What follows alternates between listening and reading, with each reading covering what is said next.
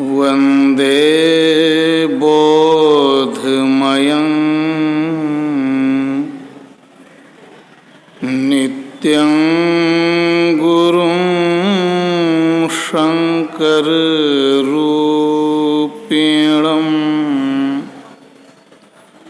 यमाश्रितो हि वक्रोऽपि चन्द्रः सर्वत्र वन्द्यते।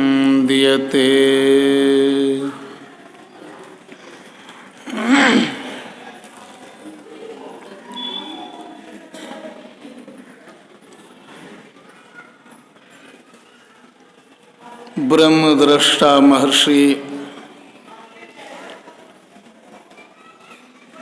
में ही परमहंस जी महाराज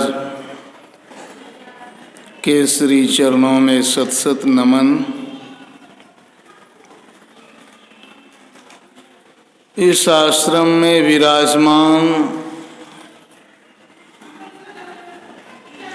उनके सारे महान शिष्यों को भी मैं सत सत नमन करता हूँ। आप तमाम धर्म प्रेमियों को भी बारंबार नमस्कार है। राम नाम के बारे में आप लोगों ने बहुत कुछ सुना। सबसे पहले राम शब्द का मतलब जानना चाहिए। राम शब्द का मतलब यह संस्कृत भाषा का शब्द है। इसका अर्थ होता है जो सब जगह फैला हुआ है, जो सब में अपना अस्तित्व रखता है, जिनका अस्तित्व व्यापक ओमनी प्रेजेंट सर्वव्यापक है, या जो सब जगह खेल कर रहे हैं उसी को राम कहा जाता है। ये राम शब्द का मतलब होता है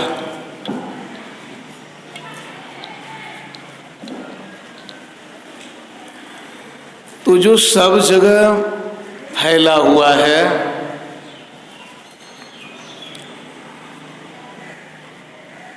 उनका नाम सिर्फ राम कैसे होगा और उनका नाम कृष्ण ही कैसे हो सकता है। राम, कृष्ण, महेश, शिव, शंकर आदि जितने नाम होते हैं ये एक संकेत मात्र सिंबल होता है। तो हम लोग बोलते हैं राम नाम, कोई कुछ और भी बोलते हैं, लेकिन मतलब क्या है? एक सत्ता, एक अस्तित्व जो सर्वव्यापक सब जगह फैले है, जो सब में है, जिनका परिचय प्रहलाद ने अपने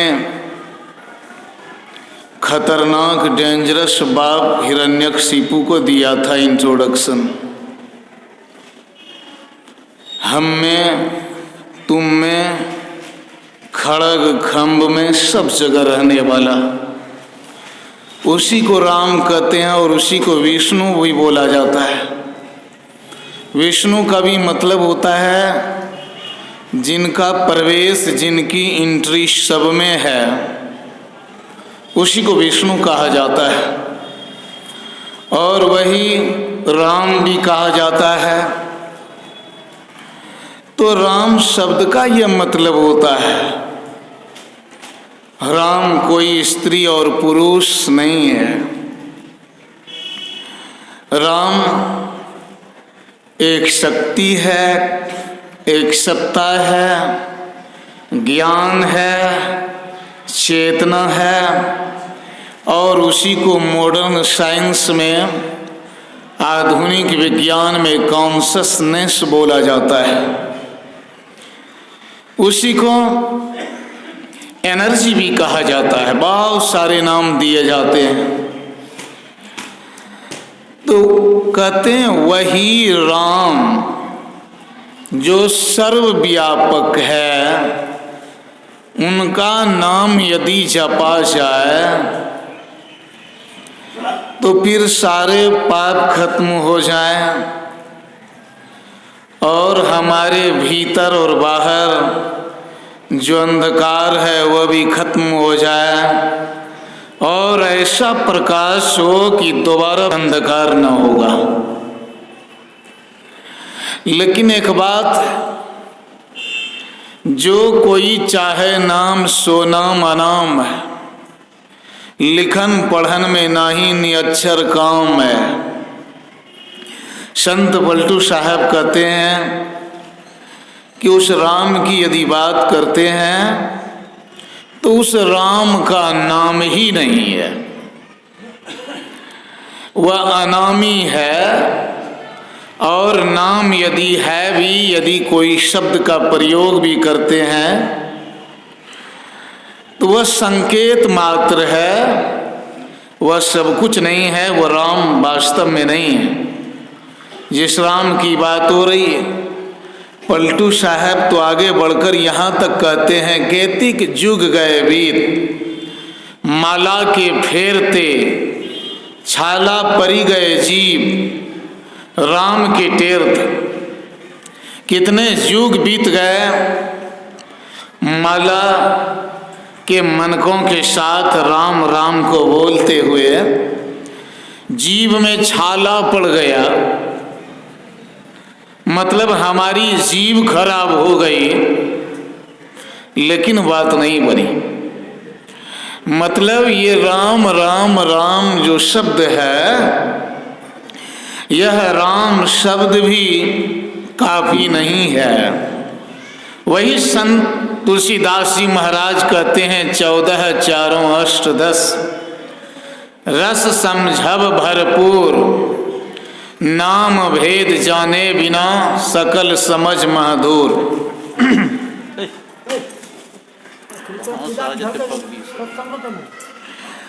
तो कहते हैं कि चारों वेद पढ़ ले, 18 शास्त्र पढ़ ले, और दुनिया में जितने भी शास्त्र, जितनी भी विद्याएं, साइंस है, ये सारे ज्ञान को जान ले, लेकिन यदि राम जो है इस तत्व को नहीं जानता है, राम वही जो सब में रमन कर रहा है, खेल रहा है, एक ऐसा खिलाड़ी, एक ऐसा प्लेयर जो सब जगह खेल रहा है, यदि इस राम को नहीं जानता है या फिर उस राम के वास्तविक नाम को नहीं जानता है, तो समझिए सब कुछ जानना, समझना, बूझना सब धूल के बराबर है, सब बेकार है।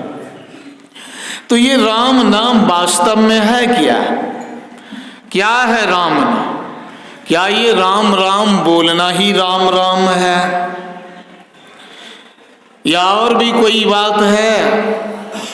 तो जरूर है कोई बात, क्योंकि राम राम सिर्फ जपना काफी नहीं होता है। एक ऐसा नाम है जिसको जपा नहीं जाता बिल्कुल, बल्कि ये सब जगह वो आवाज होती है। एक ऐसी आवाज है जो सब जगह होती है, उसी को कोई राम नाम, उसी को कोई सार शब्द, उसी को लोगोस भी बोला जाता है दूसरी भाषा में, और भी बहुत सारे नाम हैं। इसी को पाइथागोरस ने कहा था द म्यूजिक ऑफ स्फेयर। इस सृष्टि का संगीत एक ऐसा संगीत जो हमेशा हो रहा है, लेकिन उनको सबके सब नहीं सुन रहे हैं, वे नहीं सुनाई पड़ते हैं सब, वे इन इंद्रियों से नहीं सुनाई पड़ते। एक ऐसा संगीत है जो बिना कान के सुना जाता है, या फिर जो दिव्य कान है यह कान नहीं, मांस और हड्डी, खून से बना कान, इस कान से उस राम को नहीं सुना जा सकता है। वह जो शब्द है जिसको राम नाम या सार शब्द या और भी बहुत नाम दिया जाता है, वह शब्द सब जगह हो रहा है और वही हम में भी हो रहा है, आप में भी हो रहा है, हर एक कण में हो रहा है। वह शब्द दूसरी चीज है। ये जीव से जप कर ही सारी बातें बन जाएगी, ऐसा नहीं हो सकता है। संत कबीर साहब कहते हैं, पंडित बात बदय सो झूठा, राम के कहे जगत गति पावे, खाण कहे मुख मीठा,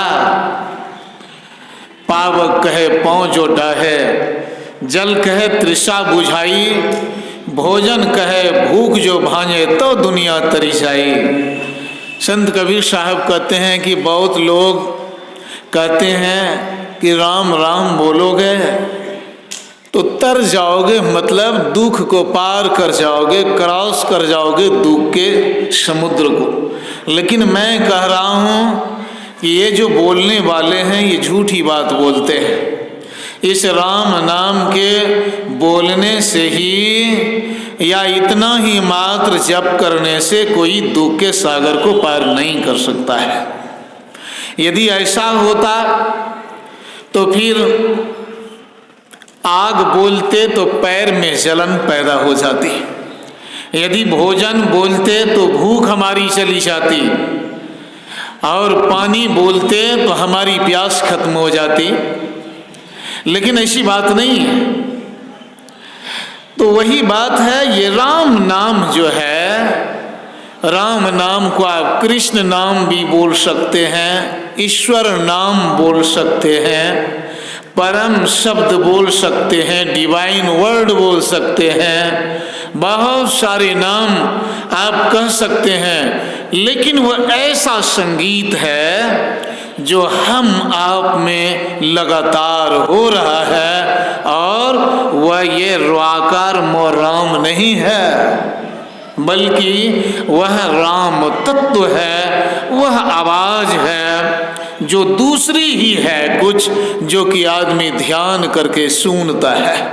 जब ध्यान करते हैं, गंभीर अवस्था आती है ध्यान की, तो आदमी लीन हो जाते हैं और सारी दुनिया को भूल जाते हैं। चारों तरफ क्या हो रहा है, क्या नहीं हो रहा है, सारी बातें भूल जाते हैं और उसी को सुनने में मशगूल हो जाते हैं।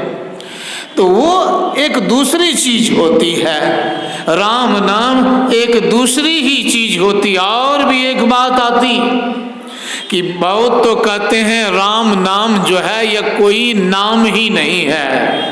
जिस राम नाम की बात हो रही है ये सार शब्द भी नहीं है, बल्कि बियॉन्ड वर्ड शब्दहीन अवस्था है, बिना शब्द की अवस्था है। ये भी बात कही जाती है संतों के द्वारा।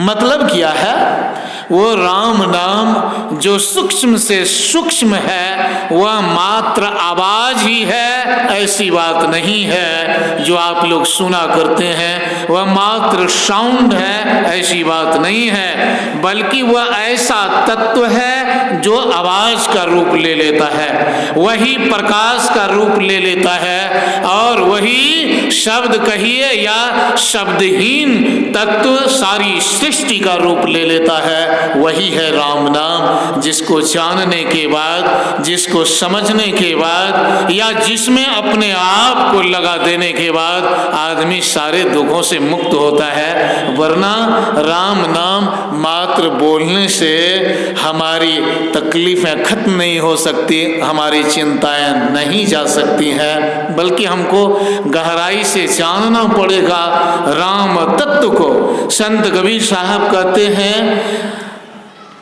राम गुण न्यारो न्यारो न्यारो, अबूझा लोग कहाँ ले बूझे, बूझन हार विचारो, कहते ही रामचंद्र तपसी से जिनिया जग बिटमाया, कहते ही कान भय मुरलीधर तिन भी अंत ना पाया। मतलब ये राम जो है ये न्यारा है, निराला है, अनुपम, बेजोड़, इनकम्पैरेबल है, मिस्टीरियस है, रहस्यमय है। यह तो एक राज है, राज। और हमारे गुरु महाराज कहते हैं यह जानता कोई राज गुरु की शरण जो ली।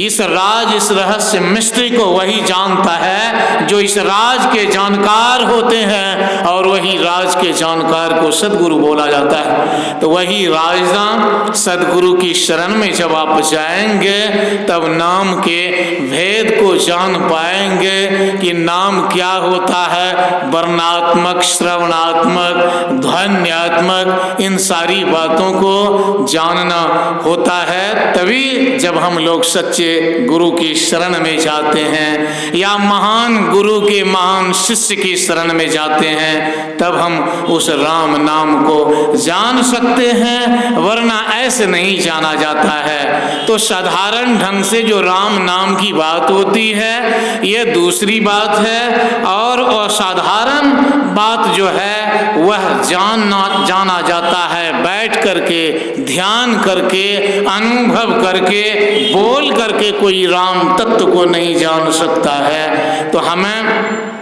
जानना है उस राम नाम को, उस राम तत्व को बहुत आवश्यक है। इसलिए तो गोस्वामी तुलसीदास जी महाराज ने व्याख्या की लंबी चौड़ी। तो उनको जानना है, लेकिन उनको जानने के लिए यूं ही सिर्फ राम नाम बोलेंगे जान जाएंगे ऐसी बात नहीं। परमात्मा एक राज है, रहस्य है, उसको जानने के लिए रहस्य के जानकार सदगुरु के पास ही जाना पड़ेगा।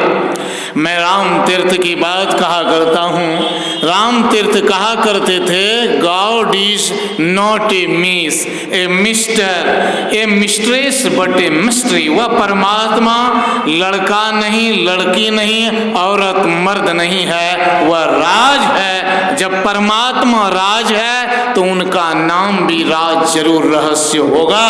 तो इस बात को समझ करके साधु संतों के राज को जानिए, आपका जीवन सफल होगा।